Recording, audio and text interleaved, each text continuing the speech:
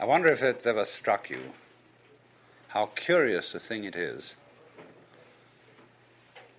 that most of the things that we experience we regard as things that happen to us, which we ourselves do not originate, which are events expressing some sort of power or activity that is external to ourselves. And if you consider that, you realize that what you mean by yourself is rather narrowly circumscribed.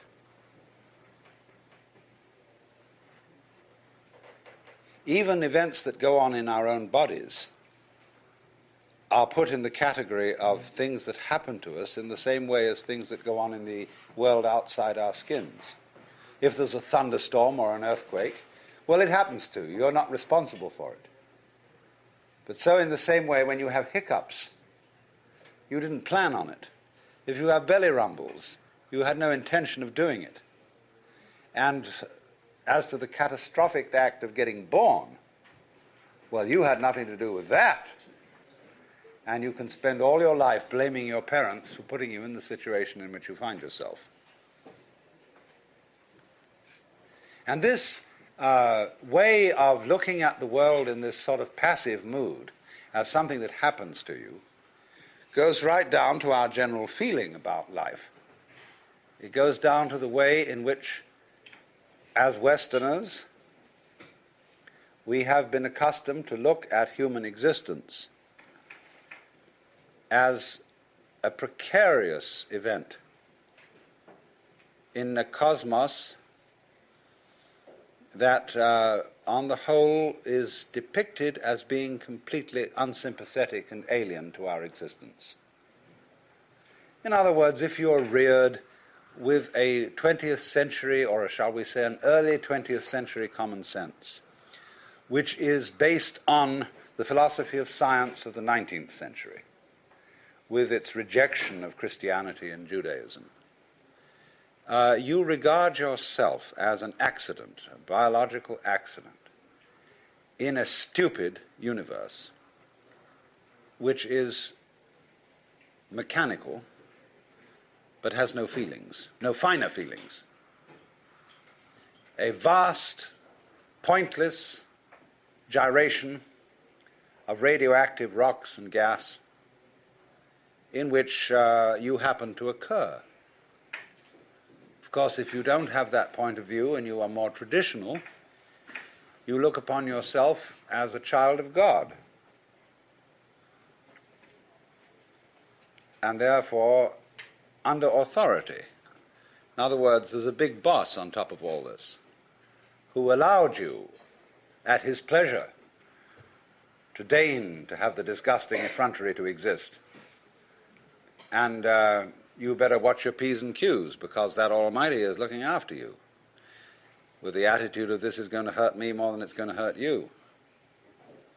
And when you look at the world in that image, or in the other image that it's a stupid mechanism, either point of view you take, you don't really belong. You're not really part of all this.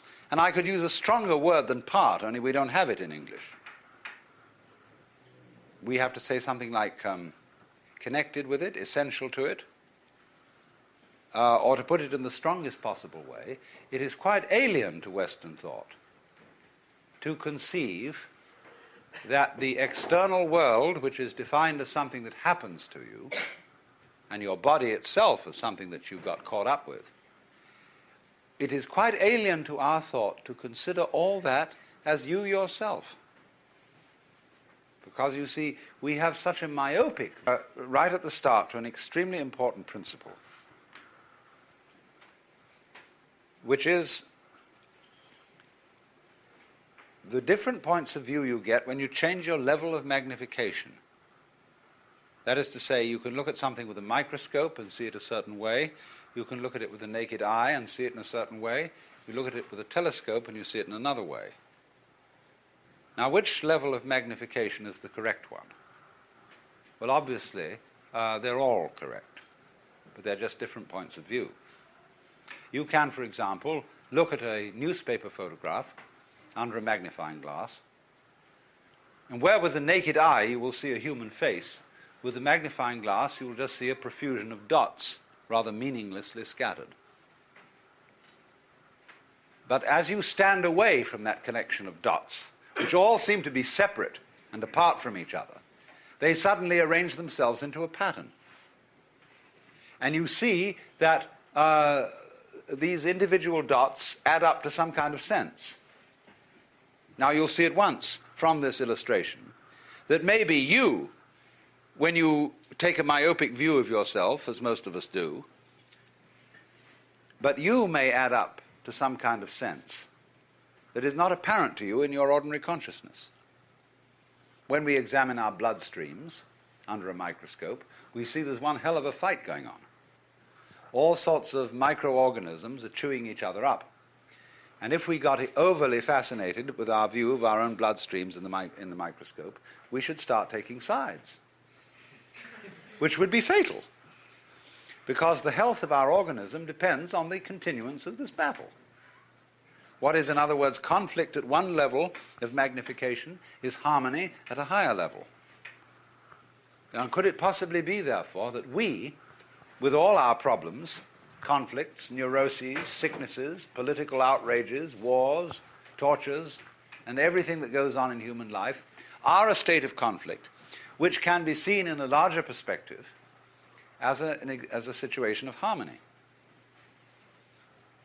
Well, it is claimed, you see, that some human beings have broken through to that vision, that they've slipped somehow or other into states of consciousness where they see the apparent disintegration and disorganization of everyday life as the functioning of a totality which at its level is completely harmonious. And you can say, aha, at last I see, I got the point. I've seen how all this makes sense. But what this insight depended upon was your overcoming the illusion that space separates things. That is to say, the space, the interval between your body and mine. The interval created by birth at one end and death at the other. And then after somebody's death, then somebody else's birth. These are events with intervals between them. And normally we regard these intervals in time and these intervals in space as having no importance, no function. We tend to see the universe itself as really consisting in all the stars and galaxies. That's what it is. That's what we notice. But the space in which all this happens is sort of written off as something that isn't really there. But what one has to realize is that the space is an essential function of the things in the space. After all, you can't have separate stars unless there is a space around them. Eliminate the space and you will see you couldn't have this phenomenon at all.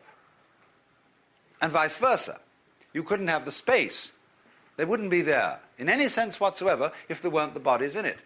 So the bodies in the space and the space are two aspects of a single continuum. They're related together in exactly the same way as a back and a front. And you just don't get one without the other. So the moment you see that intervals, that space is connective, you can understand at once how you are not just to be exclusively defined as a flash of consciousness that occurs between two eternal darknesses, which is the popular common sense view which Western man has of his own life. That you consider that in the darkness that comes before your birth, there was no you, and in the eternal darkness that follows your death, there is likewise no you. And I'm going to discuss these matters not by appealing to any special spooky knowledge, as if I had been traveling on the higher planes and knew all my previous incarnations and therefore could tell you authoritatively that you are much more than this individuality. I'm going to do it on a basis of complete common sense, that everybody has access to the facts, and that just what you have to realize is that life is a pattern of immense complexity. And what you call yourself as a living organism, say, I am my whole body at the very least. Now, what is that body? That body is recognizable, and I recognize my friends when I meet them again, with luck, and you recognize me. Although the last time any of you saw me, I was absolutely something entirely different from what I am now. Just as the flame of a candle is never a constant. A flame of a candle is a stream of hot gas. Only you say the flame of the candle as if it were a constant. Well, it is a recognizably constant pattern. The spear-shaped outline of the flame and its coloration is a constant pattern. But in exactly the same way, we are all constant patterns. And that's all we are. The only thing constant about us at all is the doing rather than the being. It's the way we behave, the way we dance. Only there's no we that dances. There's just the dancing. Just as the flame is the streaming of hot gas, just as a whirlpool in a river is a whirling of streaming water. There is no thing that whirlpools. There is the whirlpool. And in the same way, each one of us is a very, very delightfully complex undulation of the energy of the whole universe. Only by our process of miseducation, we've been deprived of the knowledge of that fact, not as if though there was someone to blame for this, because it's always with our own tacit consent. Because life is basically a game of hide and seek. Because life is pulsation, on and off. Here it is, and now it isn't. And by being this pulsation, we know it's there. See, you don't know what you mean by on unless you know what you mean by off. That's why when we want to awaken someone, we knock at the door. It's not enough to slam the door once with your fist and make a big noise, but you keep up a pulsation, because that by its on and offness attracts attention. All life, you see, is this flickering in and out. Only there are enormous rhythms in it. There are very fast flickering ins and outs, like the reaction of light upon our eyes, such that if I take a lighted cigarette in the dark and I spin it, you will see a circle of fire. Because the reflection of that cigarette tip on your retina lasts, it endures. Just in the same way as on a radar screen. An image stays a little while until it's revivified by another round. So in that way, you see, you notice continuity. And in the same way then, you notice the continuity of a light, because although, like say, with an arc lamp is actually a flickering light. And that's why they don't allow arc lights to be used in any shop where there's a circular saw moving. Because sometimes the flickering speed of the arc light so synchronizes with the turning speed of the teeth on the blade that the teeth look as if they're not moving. And so anybody who might put his hand on the blade would have it chopped off, thinking it was a still one. So in this way, very fast impulses are looked upon us as constant. And we see where there are fast impulses a solid thing. When you look at the blade of a propeller or an electric fan, the separated 4 or 3 blades become a solid disc, and you cannot throw an egg through it. Well, so in exactly the same way, you can't put your finger through a rock, because the rock is moving too fast for your finger to go through. That's the meaning of the of the whole phenomenon of hardness. Hardness in nature is immense energy, but acting in a very concentrated space, restricted space, but going to beat hell. That's why you can't get through it. Now, from those very tiny fast rhythms, which give us the impression of continuity, there are also in this universe immensely slow rhythms. And these are very difficult for us to keep track of. And they impress us and depress us as our own life and death, as our coming and going, which goes for what is to us such a slow pace that we can't possibly believe that it is really a rhythm. We think of it as our birth, as something quite unique that could never occur again because we're so close to it, you see, and it's moving so slowly.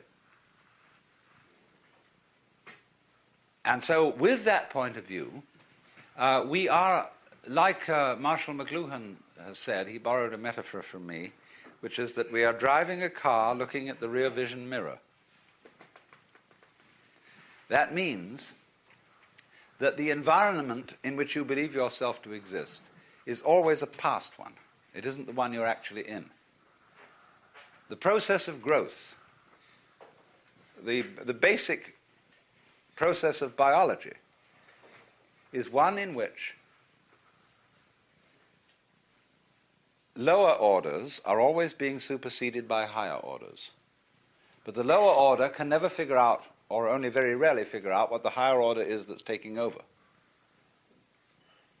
and may see it as a terrible threat, as total disaster, as the very end, but therefore can never be aware that the principle of growth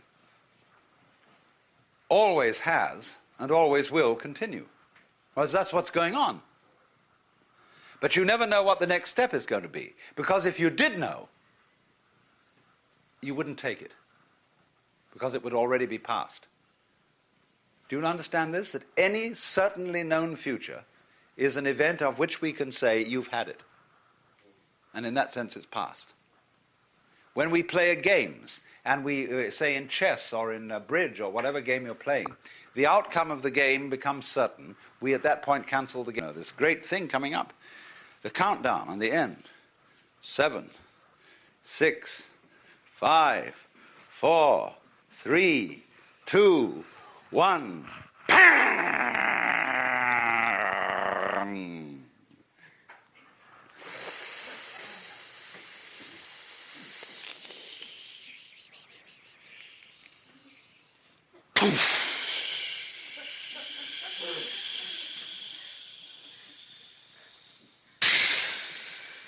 Where have you heard that before? You sit on the seashore and you hear the waves going in and out, and you don't stop to think. That's what you're doing. That's what the whole business is doing. And there are places where the wave mounts and mounts and it gets too big for its boots or whatever, and it spills and breaks. And we could do just that. But very important to realize that that's what you're doing, because then you don't get panicky about it. And the person who's going to press that button is a person who's going to be in panic. So if you realize that that's what it is, and that it doesn't really matter if the whole human race blows itself up, then there's a chance that it won't do it. That's the only chance we have. Not to do this thing which attracts us like a kind of vertigo, like a person who looks over a precipice and is all set to throw himself over. Or a person who jumps out of a plane when they're skydiving and forgets to pull the parachute ring because he gets fascinated with a target. It's called target fascination. He just goes straight at it, you see. So we can get absolutely fascinated with disaster, with doom. Or, you know, all the news in the newspapers is invariably bad news. There is no good news in the newspapers. People wouldn't buy a newspaper consisting of good news. Even the free press is full of terrible news. Except the San Francisco Oracle. And the fascination, you see, for this doom might be neutralized if we would say, well, why bother about that? It's just another fluctuation in this huge, marvelous, endless chain of our own selves and our own energy going on. See, here's the problem. Because of our myopia, because of the way we've, as it were, restricted consciousness to focus upon just that certain little area of experience that we call voluntary action. That's us. And everything else happens to us. Now, that's obviously absurd. Let's suppose you take in your hand one of those toys, a gyroscopic top. And you suddenly notice, the minute you get this in your hand, that it has a kind of vitality to it. It seems to resist you. It starts pushing you in a certain way, see? And sometimes you're with it and following it. And then sometimes you see it, it's just as if you held a living animal in your hand. You know, you pick up a hamster, you know, or a guinea pig, and you hold this little thing in your hand, it's always trying to escape. So the gyroscope always seems to be trying to escape your hold. Now, in exactly the same way, what you're experiencing all the time, all sorts of things are getting out of control and doing things you don't expect. It's trying to escape your hold. All right, then don't grab it so hard. And you discover that this living thing that you're feeling, like the gyroscope top, it's your own life. Because you can see very simply that you would not understand the experience that you call voluntary action and decision, being in control and being in yourself, unless in opposition to that there was something else. You couldn't realize self and control and will unless there was something other, out of control, and instead of will, won't. It's the two together only that produces the sensation that you call having a personal identity. Only, there is a funny thing about human consciousness which has been worked out very carefully in Gestalt psychology, which is that our attention is captured by the figure rather than the background, by the relatively enclosed area rather than the diffuse area, and by something moving rather than what is relatively still. And to all those phenomena that in this way attract our attention, we attribute a higher degree of reality than the ones we don't notice. That's only because, for the moment, those are more important to us. Consciousness, you see, is a radar that is scanning the environment to look out for trouble, just in the same way as a ship's radar is looking for rocks or other ships. And the radar, therefore, does not notice the vast areas of space where there are no rocks, no other ships. So in the same way, our eyes, or rather the selective consciousness behind the eyes, only pays attention to what we think is important. I am at this moment aware of all of you in this room, of every single detail of your clothing, of your faces, and so on, but I'm not noticing it all. And therefore I will not be able to remember tomorrow exactly how each one of you looked and what you were wearing. Because what I notice is restricted to things that I think are particularly important. If I notice some particularly beautiful girl in the audience, then I might notice also what she's wearing. And that would be memorable. But by and large, you see, we scan things over, but we pay attention only to what our set of values tells us we ought to pay attention to. But quite obviously, you as a complete individual are much more than the scanning system. You are in relationships with the external world that on the whole are incredibly harmonious. And so in this way, we have this rather myopic way of looking at things. And we screen out from attention anything that is not immediately important to a scanning system based on sensing danger. But quite obviously, you as a complete individual are much more than the scanning system. You are in relationships with the external world that on the whole are incredibly harmonious. Going back to this illustration of every living body as something like the flame of a candle. The energies of life in the form of temperature, light, air, and food, and so on, are streaming through you all at this moment in the most magnificently harmonious way. And you're, all of you, far more beautiful than any candle flame. Just sitting in these chairs, just going, you know. Only we are so used to it. We say about that, so what? Show me something interesting. Show me something new. Because it's a characteristic of consciousness that it ignores stimuli that are constant. When anything is constant, it says, okay, that's safe, it's in the bag, needn't pay attention to that anymore. And therefore we eliminate systematically from our awareness all the gorgeous things that are going on all the time, and instead only become focused on the things, the troublesome things that might happen to upset it. Which is all right, but we make too much of it. And we make so much of it that we identify our very selves, I, ego, with the radar, with the troubleshooter. And that's only a tiny fragment of one's total being. So that if you do become aware that you are not simply that scanning mechanism, but you are your complete organism, then very swiftly, in turn, as a consequence of that, you become aware that your organism is not the way you think about it when you look at it from the standpoint of conscious attention, from the standpoint of the ego. From the standpoint of the ego, your organism is your kind of vehicle, your automobile in which you go around.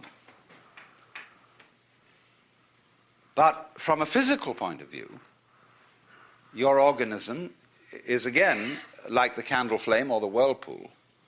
It is something which is a continuous patterning or activity of the whole cosmos. The key idea here is pattern. Let's suppose I'm going to borrow a metaphor from Buckminster Fuller. Suppose we have a rope, and one section of this rope is made of manila hemp. The next section is cotton. The next section is silk. The next section is nylon, and so on.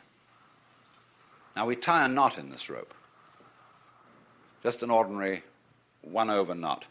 And you find by putting your finger in the knot, you can move it all the way down the rope. Now, as this knot travels, it's first of all made of manila hemp, it's then made of cotton, it's then made of silk, it's then made of nylon, and so on. But the knot keeps going on. And that's the integrity of pattern, the continuing pattern, which is what you are. Because you might, for several years you might be a vegetarian, and you might be a meat eater, and so on, and your constitution changes all the time, but your friends still recognize you, because you're still putting on the same show. It's the same pattern. That is the recognizable individual.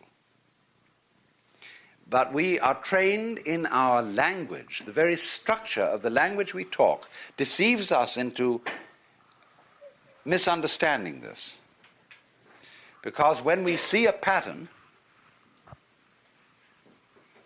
we ask, what's it made of? Like you see a table. Is it made of wood or is it made of aluminum? But then when you inquire into what is wood, and how does wood differ from aluminum, the only thing a scientist can tell you is the different patterns, that is to say, the different molecular structure of the two things. And a molecular structure is not a description of what something is made of. It is a description of what dance it is performing, what motions, what kind of a symphony this is. because basically all phenomena of life are musical. And gold differs from lead in exactly the same way that a waltz differs from a mazurka. It's a different dance. And there isn't anything that's dancing. That is a deception we get into because we have two parts of speech in our grammar. We have nouns and verbs. And verbs are supposed to describe the activities of nouns. And this is simply a convention of speech. You could have a language with only verbs in it. You don't need any nouns, or you could also have a language with the nouns only and no verbs. And it would perfectly adequately describe what's going on in the world. See? Little fleas, infinitely little fleas, are always on the back of bigger fleas. And those bigger fleas are on the back of still bigger ones. And those bigger fleas are on the back of still more whopping fleas, you see? It goes the other way too. And so in this way, there is, to a person who really wakes up, you very soon realize that your existence is not something that is just the hopeless little creature that's suddenly confronted with a great big external world that goes gah at him, and eats him up. Every tiniest little thing that comes into being, every minute little fruit fly or gnat or bacterium, I will go so far as to say is an event upon which this whole cosmos depends. This thing goes both ways. It's not only that every little organism which exists depends on its total environment. The reverse is also true, that the total environment depends on each and every one of those little organisms. So that you could say this universe consists of an arrangement of pattern in which every event is essential to the whole thing.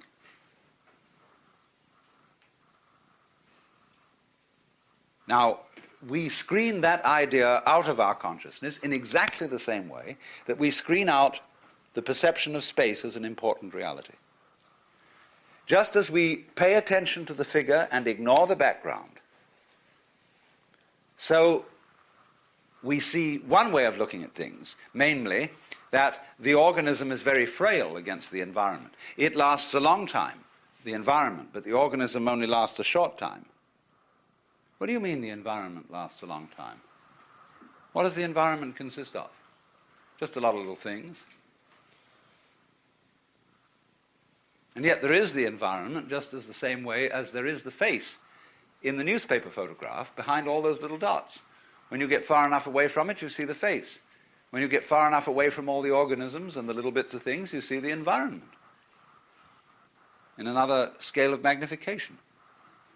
But actually, the whole thing is arranged in a polar system where the enormous depends on the tiny and the tiny depends on the enormous. And you get a relationship between these extremes which can be called a transaction. That is to say, a transaction when there's buying and selling. It's impossible to have buying without selling and selling without buying. They always go together. But of course, the person you see who's interested in buying thinks more about buying than he thinks about the other fellow selling. And if he does that, he's going to get a bad buy. Because he doesn't really think about the mechanisms the other fellow's using to sell. And if I want to sell something and think too much about selling, I don't enter sufficiently into the psychology of the buyer. So then I'm not a good business shark. So in this way, we are always, as it were, overemphasizing a certain aspect of our experience. And we say, now, what is important about people? This is the great credo of the West. Is there unique individuality? And we have been given an immense psychic investment in our own individuality by our upbringing. What are you going to amount to? What are you going to contribute to human life? What's your particular destiny going to be?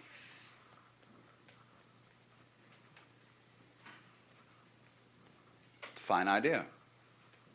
But the thing we don't understand is that it won't work, this great idea, without being balanced with its opposite. Just as you can't have the back without the front. So you cannot have the values of a unique personality unless at the same time everybody recognizes that there is another level at which we are not unique at all, but that I am you and you are I. That, in other words, the so-called I that we all have, you see, every one of you feels that you're the center of the universe, and that everything else is happening around you in a circle. You can turn around and you can see sort of equally far in all directions, especially if you're in a ship in the middle of the ocean. So you're in the middle. And it's true from the standpoint of astronomy. We live in a curved space-time continuum, that is to say, in a universe at which every point may be regarded as the center. Consider a sphere. Here's a ball. What point on this ball is the center of its surface? You can see at once that any point can be the center of its surface. So legitimately, all points in the universe are the center. That's St. Bonaventure's description of God, that circle whose center is everywhere and whose circumference is nowhere. So everybody's in that situation. And at that depth of your existence, we are all like the nerve ends on your own skin.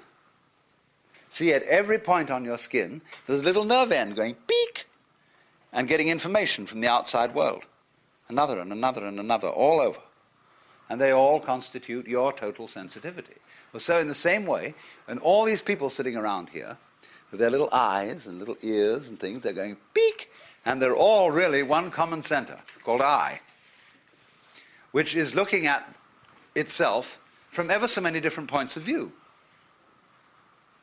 Only, we are so close to it, and we are so absorbed in the different ways each one of them is doing, that we neglect the community underneath. Just like when you never seen Chinese people before, and you go into a bunch of Chinese people, and you can't tell the difference between them. You think, well, all Chinese look the same. Well, the Chinese, when they first saw us, they thought we all looked the same. We all had red hair and long noses. And then when you get to know, when I live in Japan for a week, 2 weeks, 3 weeks, and then suddenly all the Japanese start turning into people. And they look like, they don't look Japanese anymore, they just look like people. They're all different. See? As you get to a certain level, then all the individuality comes out. So if in other words, someone from an entirely different form of biology came to this planet and looked at us, he wouldn't know the difference between Negroes, Greeks, Armenians, and white Anglo-Saxon Protestants.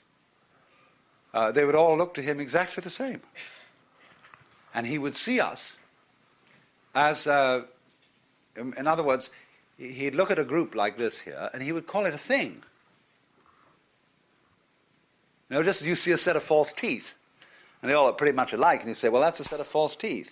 So you see a set of people sitting around, and say, well, that's just a thing. It's like a caterpillar with so many legs on it, It breaks up and reforms and so on. Rather interesting. It's like hydras, you can take hydras and put them in an osterizer. Flatworms, excuse me. You can take flatworms, and you can teach them certain tricks. And then you put them in an osterizer and pulverize them. And then they reform themselves, and they know the tricks you taught them. And you can mix up those who do and those who don't. And those who do learn the tricks can convey it to the new ones that didn't know them. See? So that maybe one day we can get some DNA from genius people and feed it to people who don't know anything, and immediately they learn these tricks. Think of that. But the meaning of all that, talking about DNA and osterized flatworms, is that what is transmitted all the time is the repetition of pattern, the repetition of certain rhythms. And that this whole rhythmic system may be looked at in this way. Let's just take any pattern. We can form a pattern, say, of like this. See? I make a kind of a loop-ended cross in the air. Now, let's consider what is the problem involved in analyzing that pattern into smaller parts. Shall I say each one of these loops is a part, and there are 4 parts, therefore, to the pattern? Well, where does a loop begin and end? Just excuse me, let's look at it another way. I could say that not this was a part, but this was a part of the pattern. And there were 4 of those. You should all study, incidentally, the drawings of a great Dutch artist by the name of Escher, whose work appeared a little while ago in the Scientific American, but he has a book of the most fantastic patterns, where you will see, for example, an arrangement of devils. And when you look at the background, it's an arrangement of angels.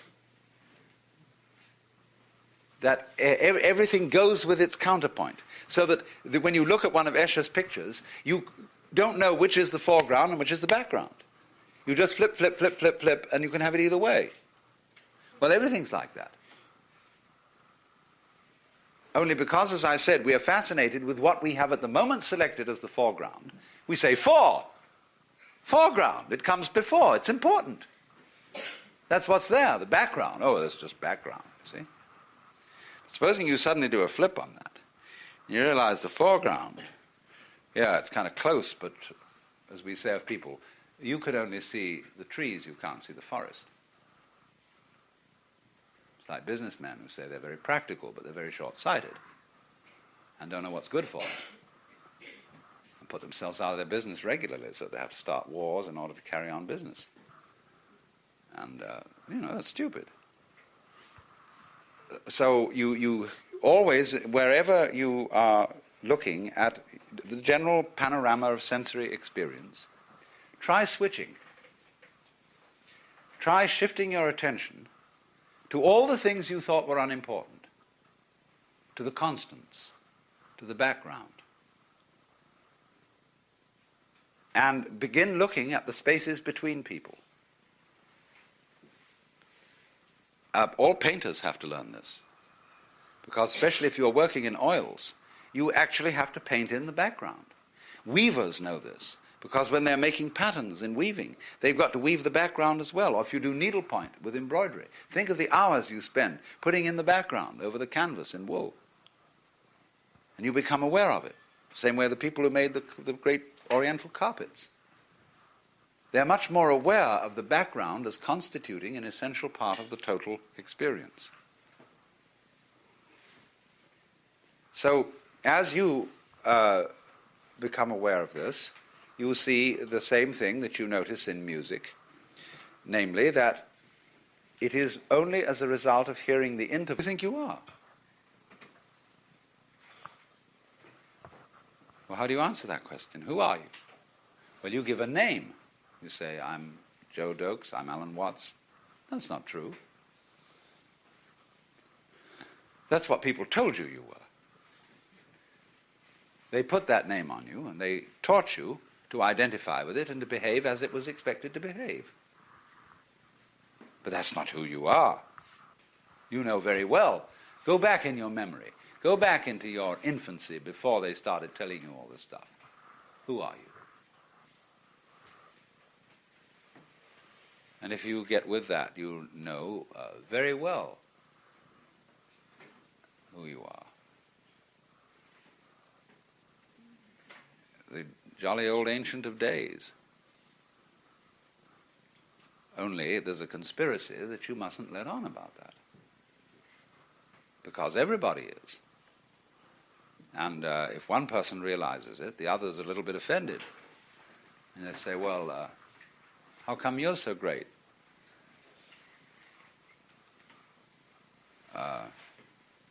We worked it in Christianity by a very clever thing of allowing just one individual to be recognized as the God incarnate. And nobody else, therefore, could be. And since he had been safely crucified and whisked up to heaven, he wouldn't bother us anymore. So everybody, therefore, who gets an intimation of who they really are and ever comes out with it in Christian civilization, people say, who the hell do you think you are? You Jesus Christ? Well, you can say Jesus Christ said he was Jesus Christ and everybody put him down for it, and that's what you're doing to me. Oh, they say, forget that one. Because it's like somebody comes out and composes some perfectly terrible music.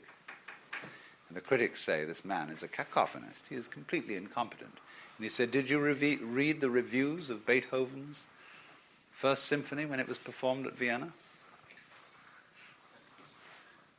Now the thing is, we allowed one person, you see, one human individual, to be the incarnate God. Because we have all been living in a theory of the universe in which the individual is simply involved in something that happens to him. And we feel that this thing that happens to us is reality. It is facts that we have to face and accept and cope with. See? It's always something other than you. You don't recognize it as an integral part of your own being, without which you cannot know what you mean by the word I.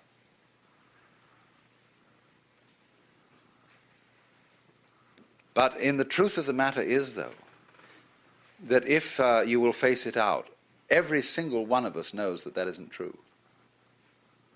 There is as it were, a recess of the soul, of the psyche, where everybody knows perfectly well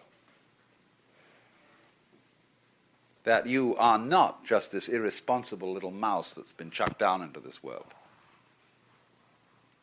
but that you are really doing this work. You're running it. Only you can't admit it just in the same way as you can't admit that you're responsible for the way your own heart beats. You say, oh, that's not my doing. I've no control over my heart. Do you have any control over being conscious? Do you know how you will? And you say, I intend to take my hand down from my face and put it on my leg. I can do that, but I don't know how the hell it's done. So that what we mean by the capacity of voluntary control, in the ordinary sense of the word, is that we don't understand it at all. So you might say, in a funny backwards way, that the only kind of control you really understand is that where you're not using your will. Because you just do it so easy, like you open and close your hand.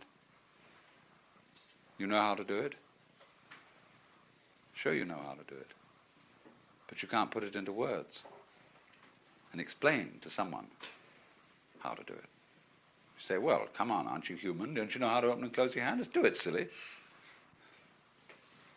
But we don't realize, you see, that just as we know how to do this, we know equally well how to turn the sun into light, how to blue the sky, how to blow the wind, how to wave the ocean, how to digest food, and I might add, to be digested by bacteria and transformed. As we transform our steaks, we will in turn be transformed. But the pattern keeps going. And it's always you. Only you see you have this marvelous capacity to transform yourself without knowing that you're doing it. Therefore, you keep surprising yourself. And therefore, you keep on doing it. Because if you didn't surprise yourself, you wouldn't go on doing it. It's just the very fact, you see, that you seem to be the victims of a thing you don't understand, and that you seem to conclude your life every time in a wipeout called death, where all your control goes, is just exactly that opposite condition to what you call being alive that allows you to be alive. Only every time it happens, it's like it's new. It's like every time you're born, it seems like it was the only time. But of course, if it wasn't like that, you wouldn't do it.